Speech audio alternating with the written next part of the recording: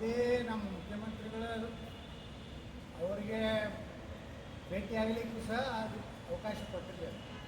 ಈಗೇನೋ ಒಂದು ಪ್ರಯತ್ನ ಮಾಡ್ತಾ ಇದ್ದಾರೆ, ಅದು ಎಷ್ಟು ಫಲಪ್ರದ ಆಗ್ತದೆ ಗೊತ್ತಿಲ್ಲ.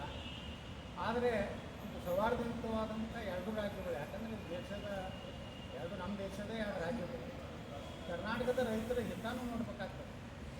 ಮೊನ್ನೆ ಒಬ್ಬರು ಯಾರೋ ಶಾಸಕರು, ಮಂಡ್ಯ ಶಾಸಕರು ಒಂದು ಹೇಳಿಕೆ ಕೊಟ್ಟರು, ಕರ್ನಾಟಕದ ಕಾವೇರಿ ನೀರು ಸಮುದ್ರಕ್ಕೆ ಹೋಗಿ ಸೇರ್ತಾ ಇದೆ, ಅದನ್ನು ನಾವು ವಿಡಿಯೋ ಮಾಡ್ಕೊಂಡು ಎಲ್ಲ ಇಷ್ಟಿದ್ದಾಗಲೂ ಸಹಿತ ಈ ಒಂಡುತನ ಕೇಂದ್ರದಲ್ಲಿ ಏನು CWC ಇದೆ ಅದು ಬಿಡಬೇಕು.